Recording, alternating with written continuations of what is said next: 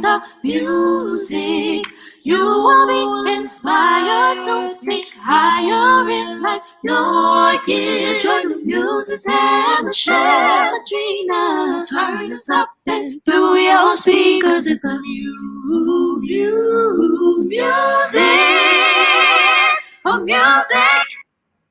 Hey, everybody. Welcome to the Muses Behind the Music podcast, vlog, whatever you want to call it. We are together again with my friend, the arts journalist, Patrick D. McCoy. And so I need to just jump into this real quick. Y'all know what you need to do. I need you to like, love, share, subscribe. Facebook, YouTube, all of your streaming platforms that you can hear the Muses Behind the Music podcast. And I got myself together. Y'all, let me tell you something. I do not like to lose. Patrick, I do not like to lose. Of course, I have lost 1,000,001 times. You know, I've lost the battles, but I am not fitting to lose a war. So I got myself together with all of this other technology that is going on, and we are supposed to be smooth and running tonight. Okay.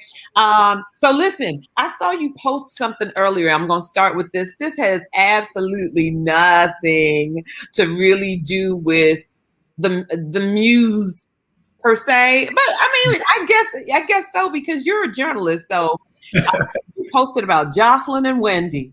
And what's so funny is somebody sent me a clip of that and was like, Michelle, check this out. So we need to know your thoughts on that right now. Come on. Hola, Norma. It was a very rough interview, and I know that Wendy Williams has her reputation for the way that she delivers her news. But it just seemed like when she gave Ms. Hernandez her platform, she went in from the gate to let Wendy Williams know that she didn't appreciate, that she didn't give her the proper, what she viewed as the proper representation, not just only herself or how she portrays other Latina or Black women in the industry. So I mean, for me, I don't know how I would have handled that confrontational interview.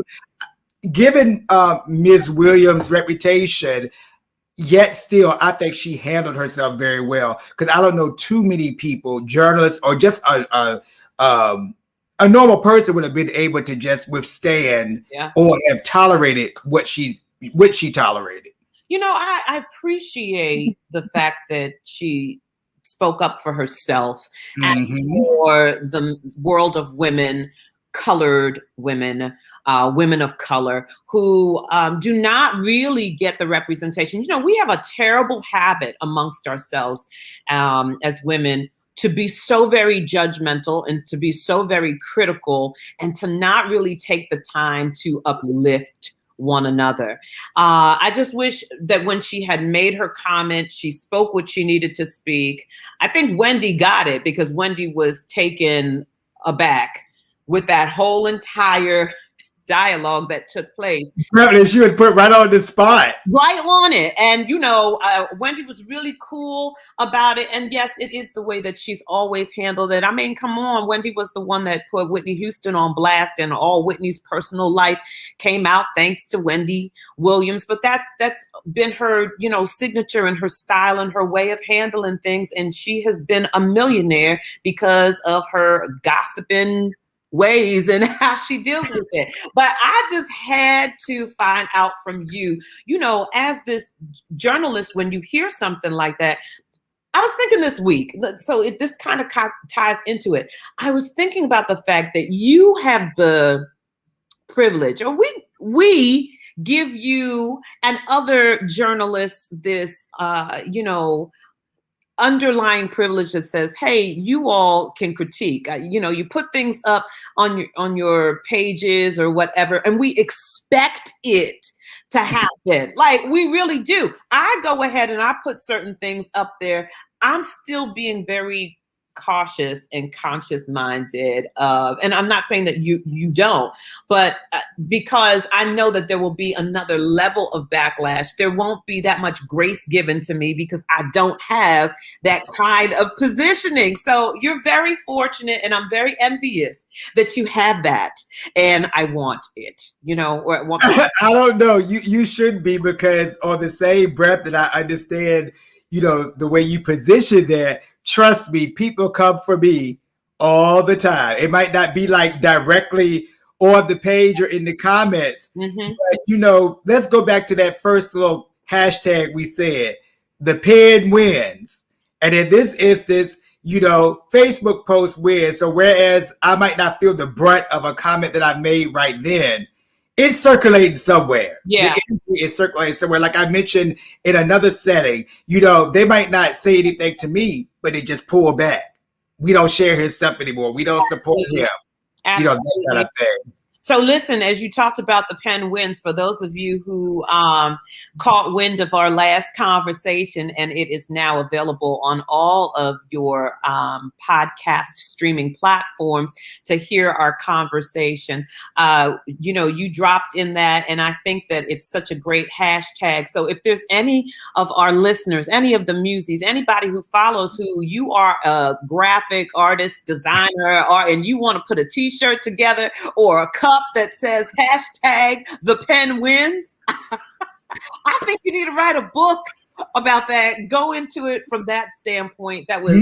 It's true, but I love it. It fits right along with us. I want to jump in because there are just there's always just so much to talk about, and to just explore your mind and get your sentiments on it. But here's my first question to you. I want to know that the people who inspires you and how you view what a muse is, because you are such an inspiration to so many people. And whether you know it or not, a lot of people say, Patrick D. McCoy, you are a muse for me. I see it on your page as I read through some of the comments. Well, what inspires you? What does it mean to be a muse?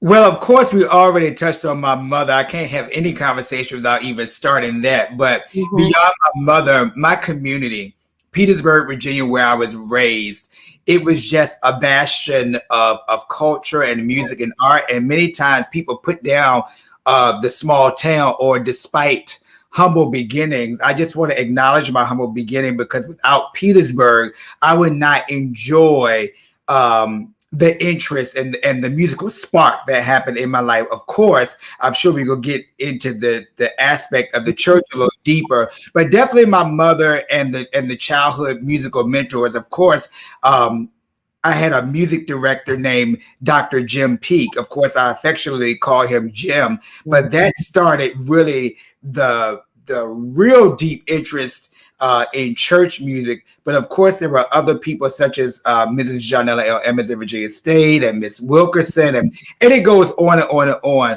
But to get to the main part of your question, as a muse, I'm always inspired just by watching others succeed, not only in the classical music, arena, but also just being authentic in those things that really inspired them. And I hope that whereas I have been inspired, I hope that I'm inspiring someone else as a muse. You definitely are. It is seen, it is felt, and it is heard.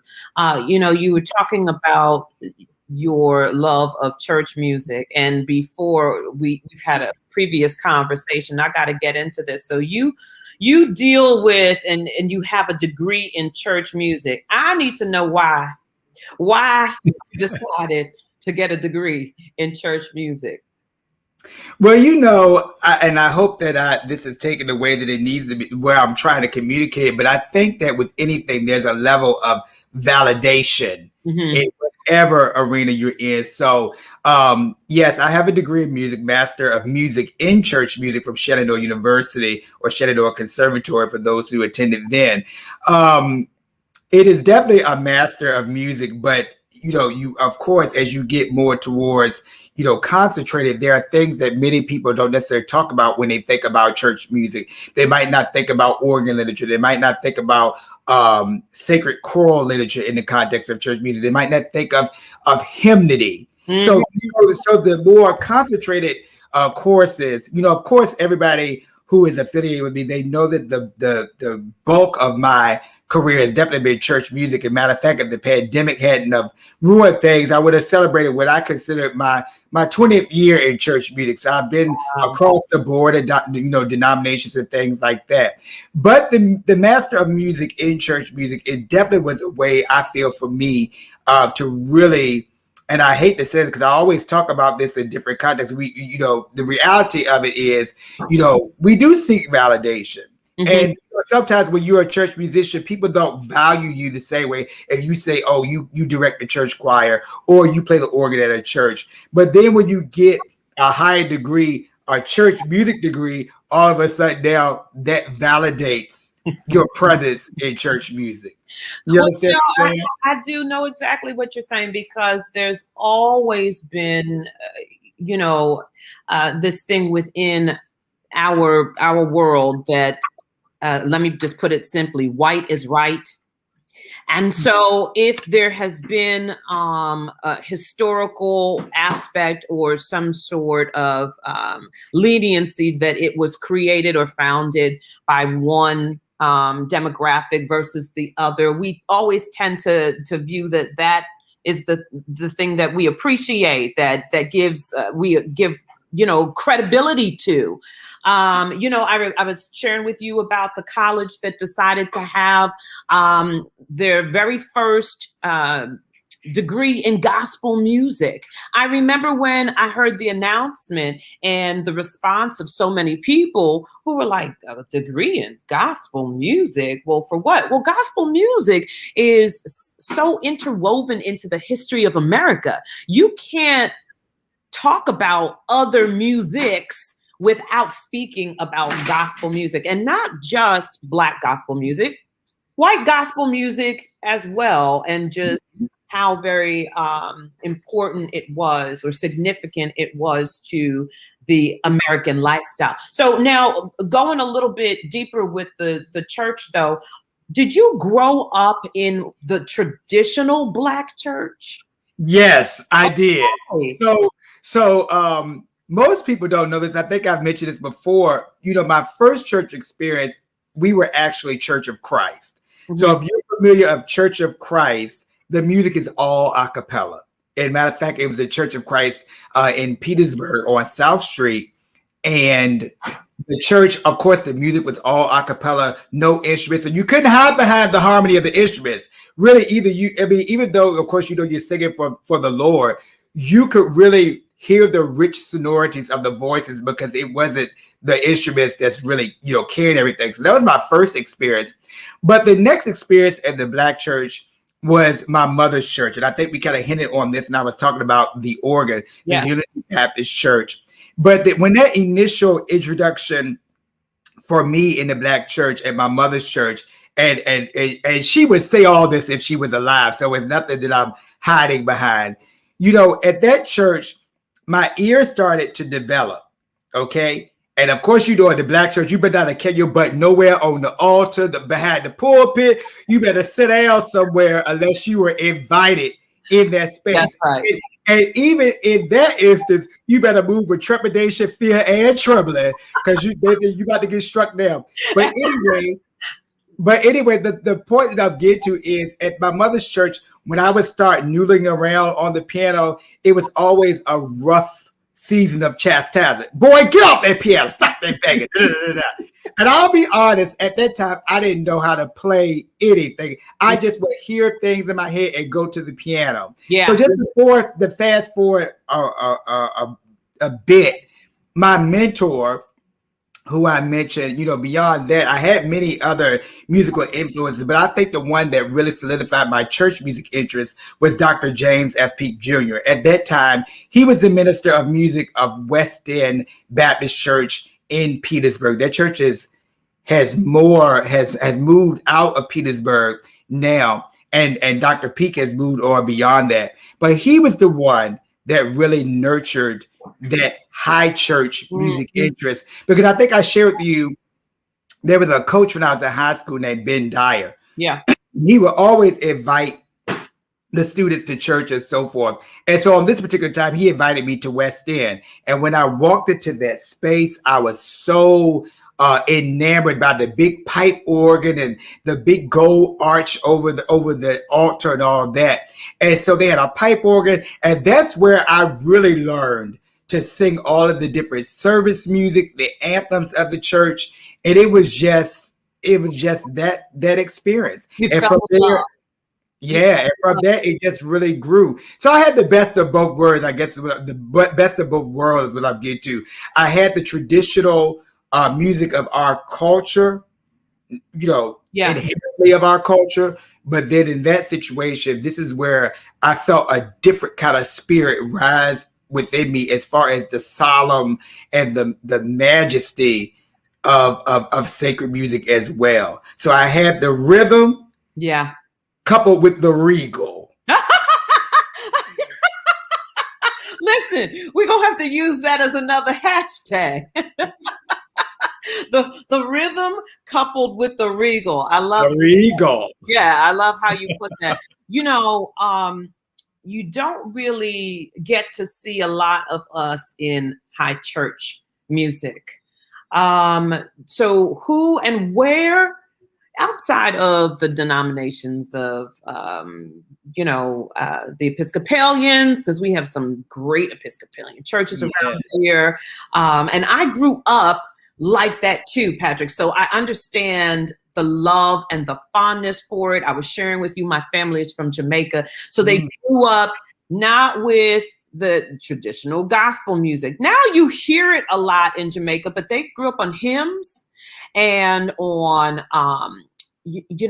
oratorio works, and my father sung as well. So that was a part of what I was indoctrinated with from a young age. Also having teachers who decide, hey, wherever you want to go, Michelle, we're going to help to push you into that same direction too. Do you get slack from people though in the Black community that, talk about you and your decision of church music? Because it's as if, you're not supposed to do that because you're supposed to affiliate with what happens with your color.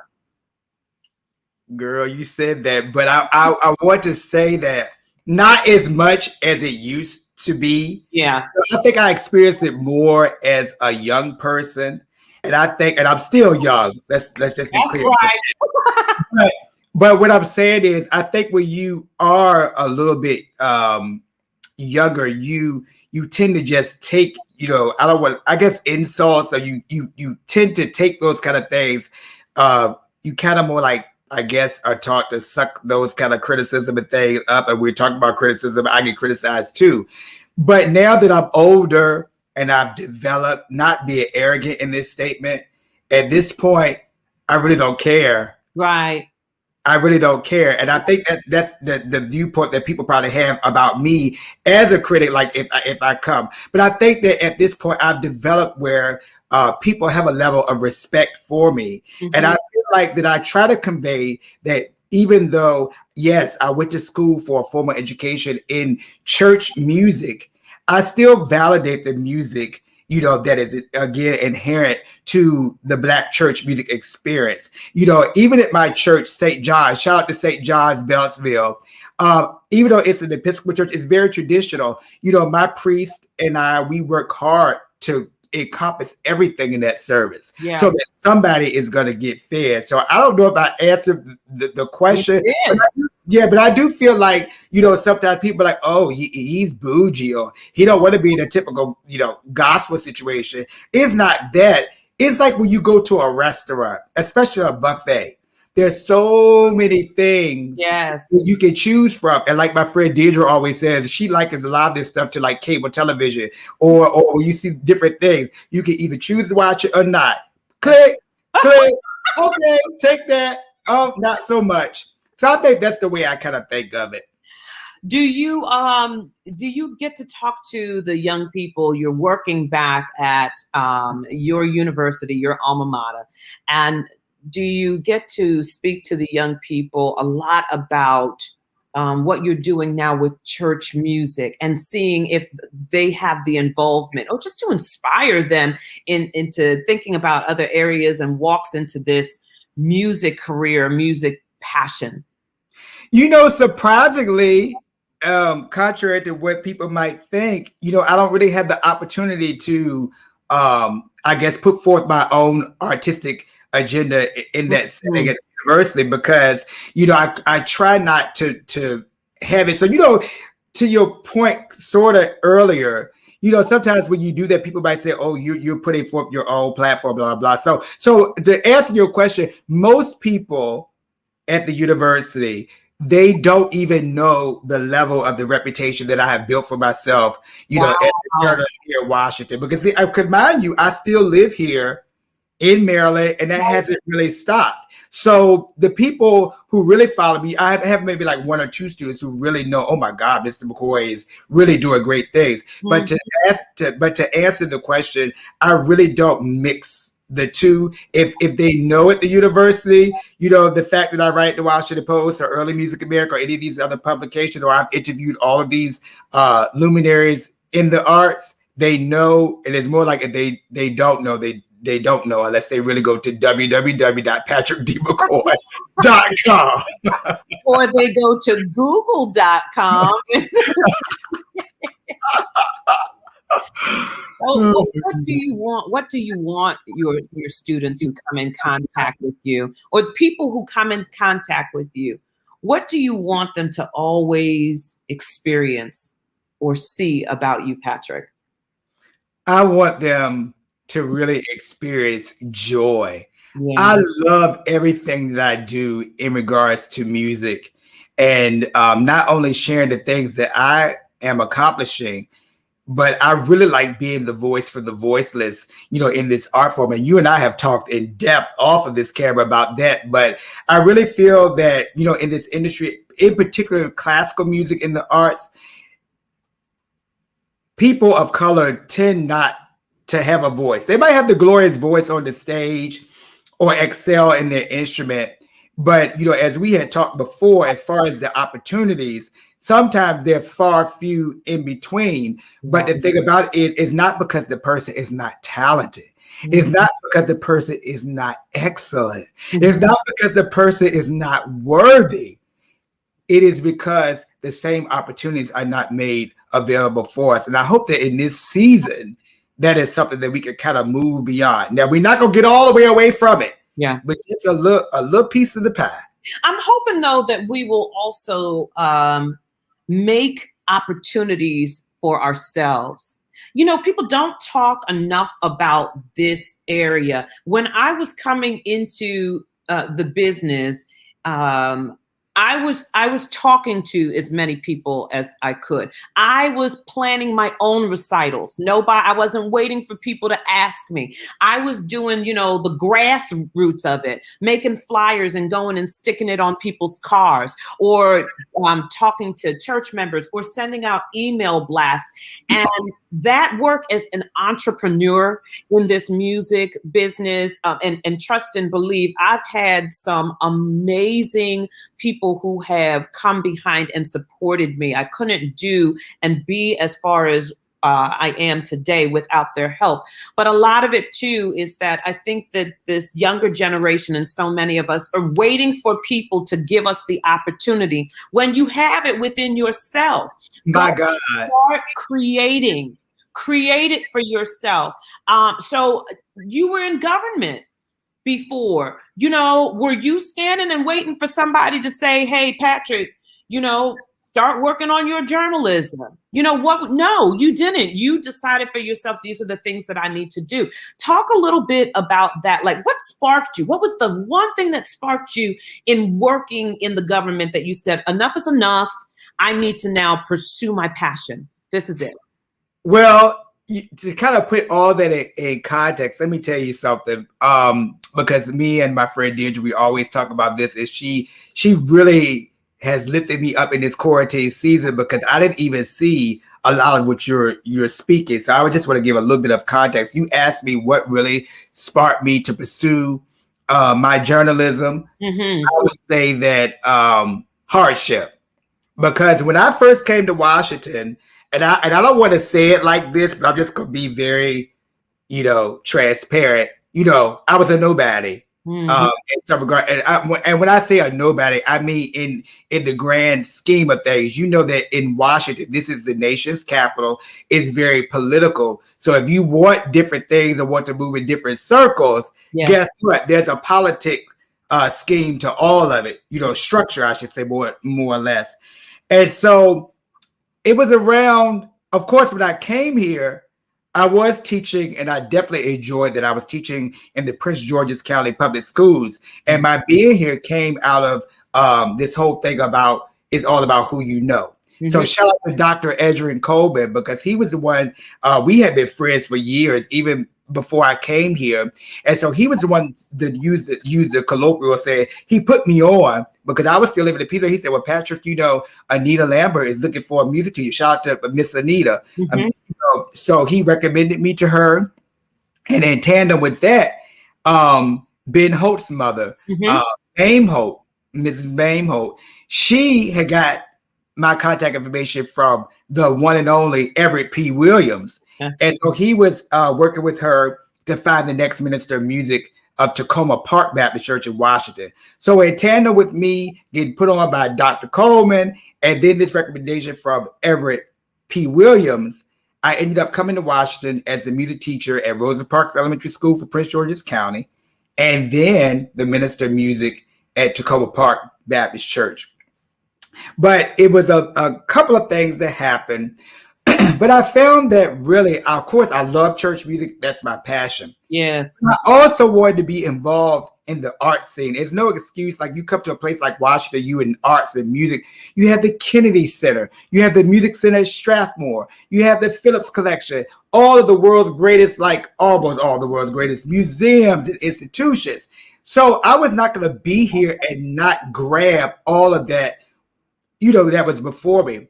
But going back to the aspect of teaching, I found that I didn't really enjoy public school teaching, because if I had all of these arts institutions around me, you know what I'm saying? Yes. I wanted to be able to really partake of all of that as well. So I found that when my contract ended with PG, that was the perfect segue. And I didn't know really what I was going to do, but I had an opportunity to work part-time at the Kennedy Center in charge, where you sell the tickets. It wasn't a big position. I was saying, thank you for calling the Kennedy Center 007. How can I help you? But people gravitated towards me because they could say, hey, he's selling this ticket, but he knows much more about the music. Because if people would ask me about different things, like, believe it or not, when people go to these concerts, they want to be able to see, if you're a cellist, you want to be able to see the armature of the cellist from your seat. Or if you're an early music person and the person is singing Handel, they want to know specifically what the repertoire is. So I'm saying all that to say it was a situation where I said, hey, where if I'm at the Kennedy Center and I have access to these concerts in this way, why not celebrate those concerts in a column? So one day, getting back to that hardship I mentioned, I won't go all into detail all here, but I let's just say I really was going through it. And I ended up not being able to, and I'm going to speak this because I know that somebody out here is what, the people say, perpetrating a fraud. And at that point, I would say, yeah, I was doing all these other things, but I had suffered a hardship and I could not maintain the car I had. I could not maintain my own place like I had. So I ended up renting a room. So I had enough income to rent a room. So what I would do, guess what? When you don't have the money anymore, when you don't have the car anymore, when you don't have the gifts anymore to give people at their birthdays and anniversaries and all this stuff, going to Nordstrom's and Neiman's and Saks, guess what? Those so-called friends, they're not there anymore because you don't have anything to give. And so I'm saying all that to say, when I used to rent this room, and ironically, full circle, in Greenbelt, Full circle. So I was in this room, and guess what? I couldn't go everywhere I wanted to go anymore because I didn't have a car. I had to use public transportation. I had to use the train. So one day I came home from the Kennedy Center. And an email was in my box. It said, would you like to write for examiner.com? Wow. Now, examiner.com is like the cousin that you know this person is your cousin. Yeah. But you don't invite them to the real deal, the real family reunion in person. You just say, hey. So, of course, you know there's the examiner.com, the newspaper. You have the examiner, which the examiner is the newspaper. But then you have examiner.com, which is online, which some people would consider a blog. But be that as it may, they let you select a column. I wanted to write a column called the Kennedy Center Examiner, and they accepted it. So I started writing this column, but mind you now, catch this tea now. I was still working at the Kennedy Center, but when I start writing this column, I'm thinking, I'm going to illuminate these performances at the Kennedy Center. And what happened was my column started getting a whole bunch of notoriety, and I got called down for it.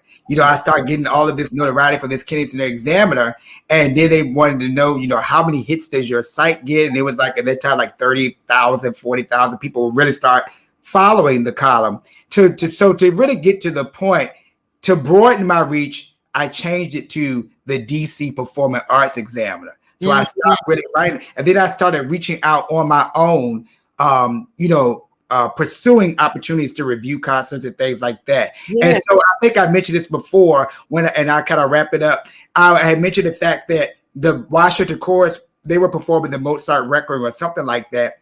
And I said, hey, let me reach out to them and see can I get these press tickets. And I did get the press tickets. And when I realized that, hey, if I could contact them and they like my work, I said, I can do that. So basically, I started sharing the stuff all over everywhere, and that blossomed and blossomed. So to answer your question, hardship is what leading me in the direction of this passion. So you also asked me about what would I tell my students? Follow your passions. Don't let anybody deter you from your passion. Because in the beginning, the same people that closed the door in my face, the same people and same institutions that really closed the door in my face, it was also the way that rejection became the connection. All right. Rejection becomes the connection.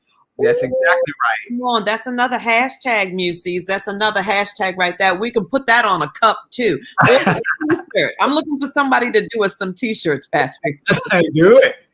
As I'm listening to you, you're just saying it all. That hardship drove you. You had that drive to do what you needed to pursue your passion, to pursue it. And then now look at you today. You went from having to rent out a room, to now you have your own. And all of that, I'm telling you, I say it all the time to my students. You pursue your passion, pursue the purpose, and the provisions follow. You ain't got to worry about none of that because it's like by default, like the earth, the universe just is programmed to respond to us in that matter. I love hearing that. And I'm so glad because there might be some young people who are listening. That's exactly right. They need to hear that. And so my next question I was going to even ask you was, what is the message that you would share with someone who is young and they want to go into arts journalism? They want to have that voice. And Patrick, you're doing such a magnanimous job of, your representation for what you call the voiceless, not the people who aren't able to sing, but even when they sing and they sing so beautifully, outside of that, just not being heard. And you are such an awesome representation to make sure that their voices are heard in all of these different platforms. What would you say to this young arts journalist or young journalist about, and you already said one thing, what's something else that you would share with them in this field to be aware of? I would say that this season that we're going in right now, this is the time to strike while the iron is hot. It's not anything I know we're focused on the journalism piece, but it's really not anything in this season that you can't achieve, that you can't do, because, at the end of the day, another great morsel that my friend Deidre had we always talk all the time, but the one thing is, really, we put all of these levels of hierarchy to people and accessibility, but the only reason that you are not accessing that door with your own key is because it's you. Because like in this season, everybody's sitting at home.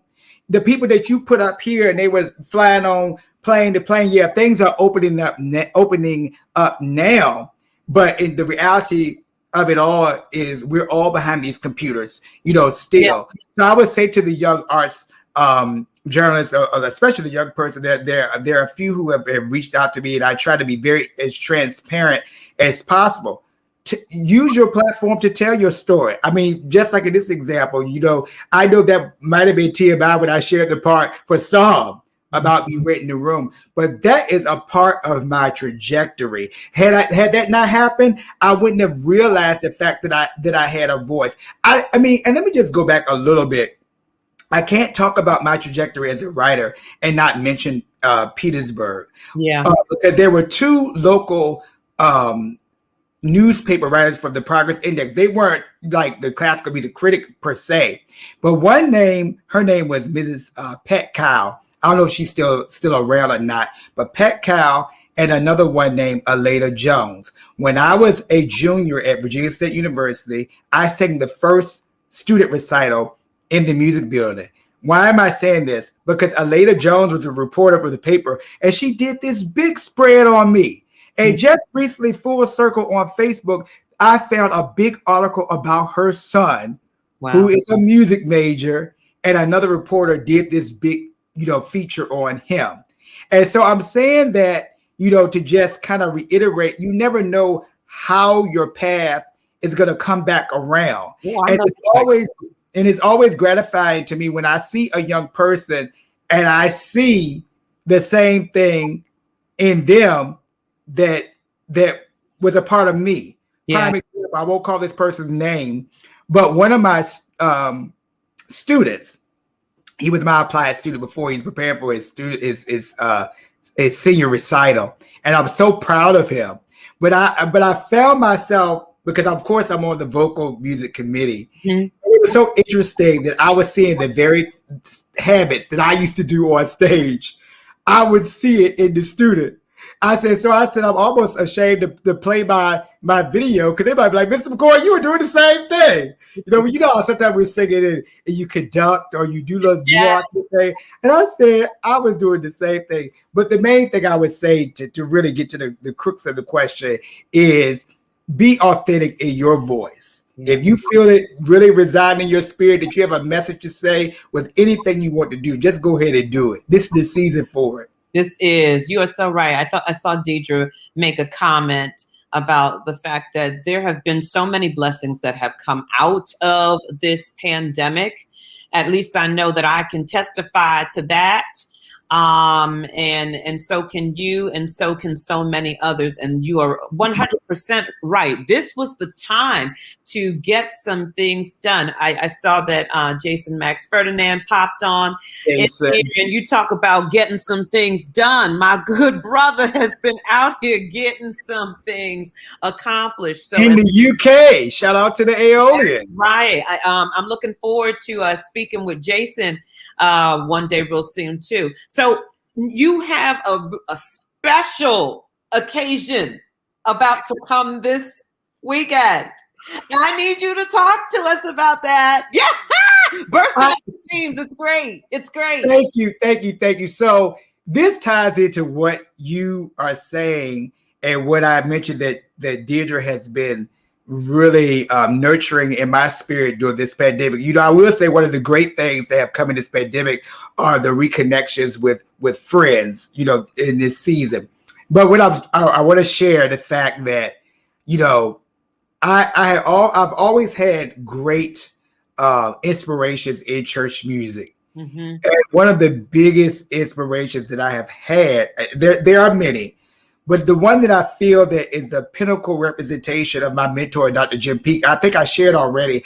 He used to give me all of these CDs of masterworks and chamber choirs and all of these things.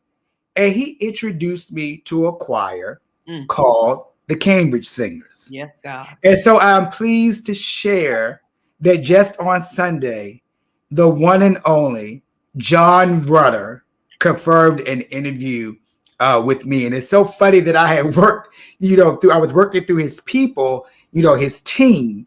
And so I hadn't heard anything. So I'm going to share this because I think I may have mentioned to a few.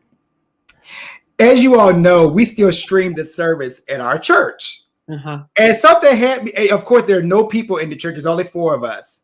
But after the service, I just sat down and I was hanging around and I was sitting down. I had my phone and it was, open, but I was talking to my priest. Shout out to Father Costet, so supportive. Mm-hmm. And then my choir member, and she also works on the altar guild. So I don't know why I ended up sitting there and there was a baptism. It was a baptism, private baptism, for people, the family, for their baby to get baptized. And he was preparing the baptismal font. And so he was there and we were talking. And my choir member came in, who I mentioned works on the altar guild.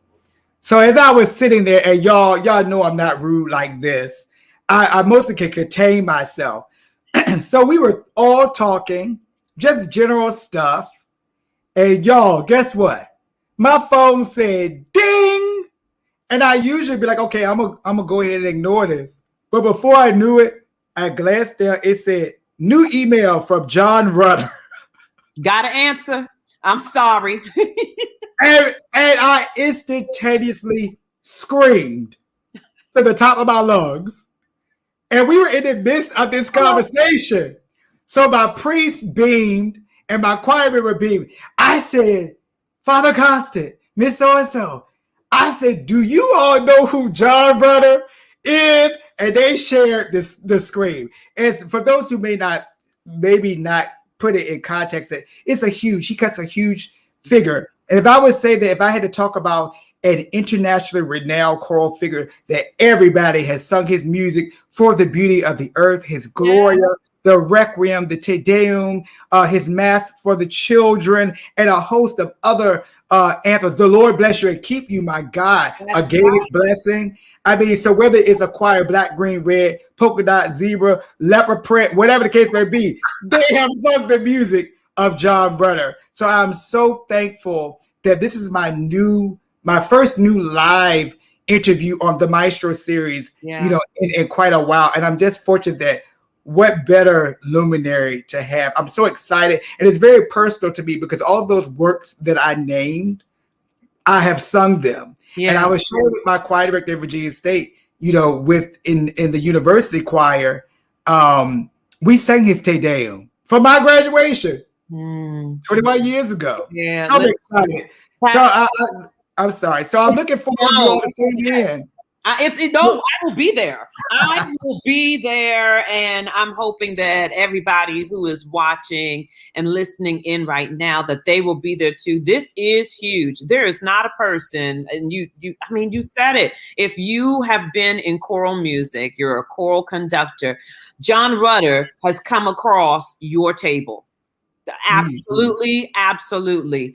And so this is remarkable. So this is like going down and, like for me, I have a book, a journal that sits next to my bed, and it's called My Thankful Journal. And so really it's just messages between me and God of everything that I'm thankful for. And the section is just about all of the opportunities. And so if you've got a thankful journal, I know his name is going down, John Rudder, inside your thankful journal. I need to know, who else are you looking and just you want to interview? Just put it out there in the atmosphere right now, because the universe is programmed to bring it on back to us. So go ahead, speak it. Well, I won't try to get all emotional because my dear friend Carolyn Sabron, she interviewed me, and it was so interesting. The last question she asked me, and I didn't expect all of this emotion to. I mean, it welled up on the interview. I mean, to the point where I was crying and bawling. Yeah. But I think she edited the thing to not be so intense.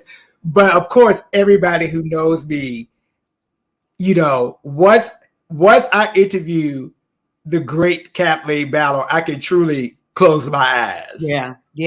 And even though my mother was not a big connoisseur of classical music, I was sharing this story that a lot of times in the Black community as well, when our young people start to pursue classical music, when they go away to college, it's like, oh yeah, you're away from college. But when you come back and say, when they come back and your parents or whoever, they say, baby, why don't you share with everybody what you're studying?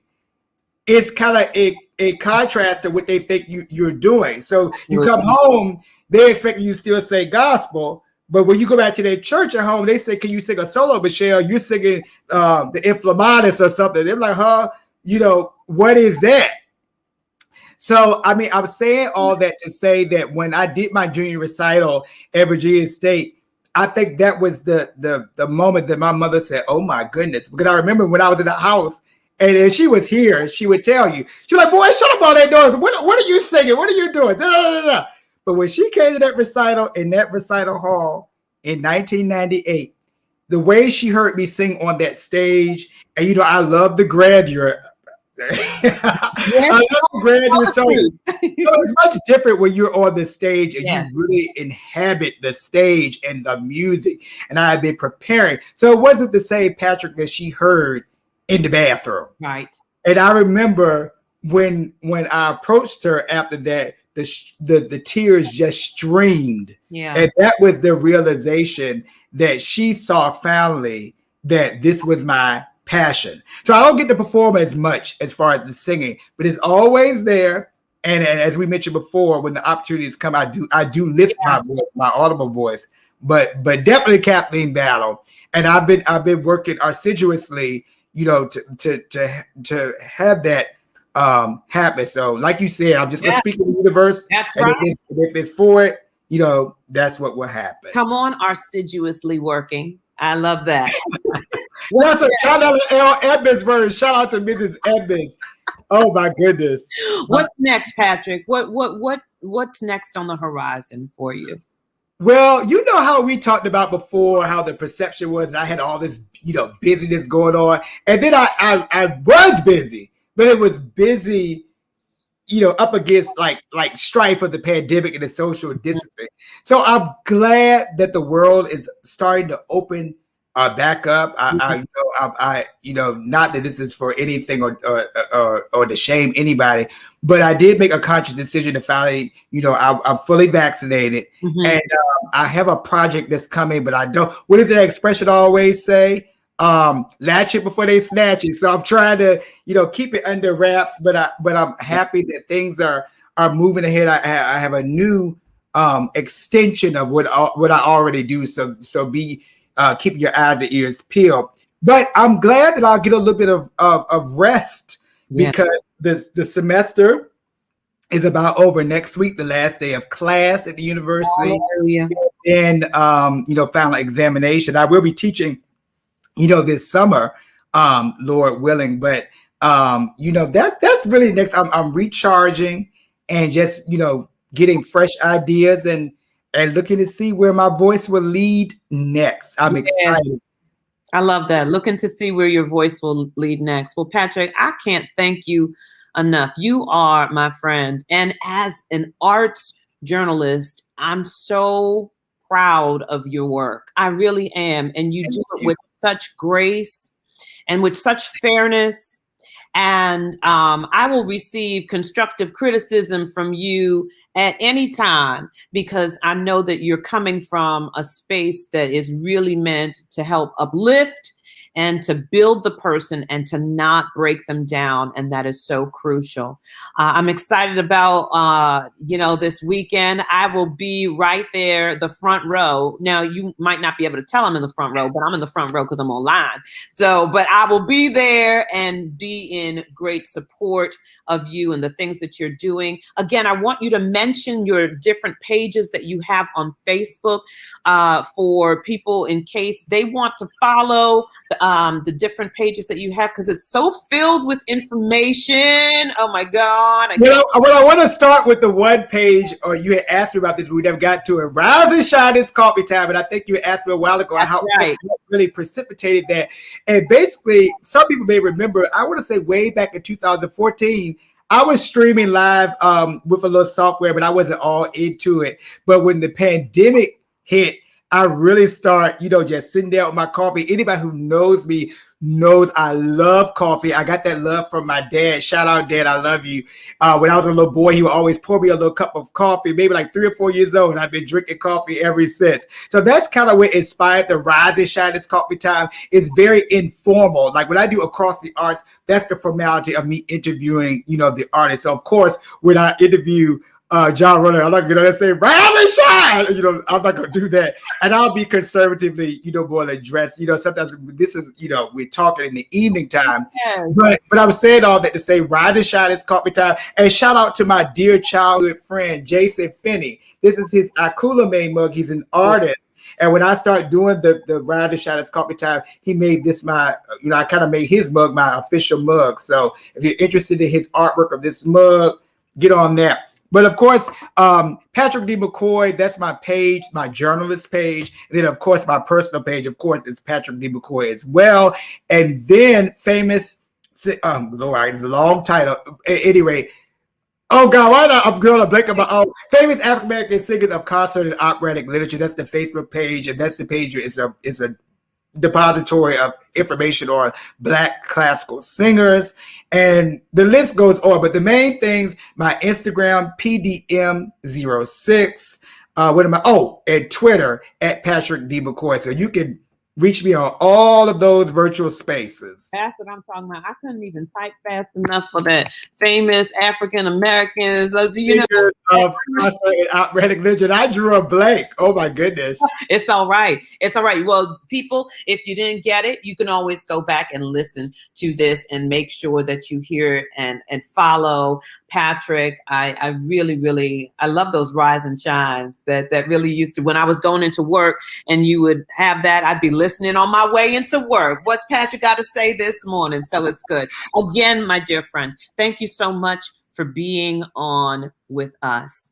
And I'm looking forward to all of the amazing blessings, the ordained opportunities that the Creator is about to bestow upon you and your life, your journey. Peace and blessings to you all. That's right. Come on and say it again. To God be the glory.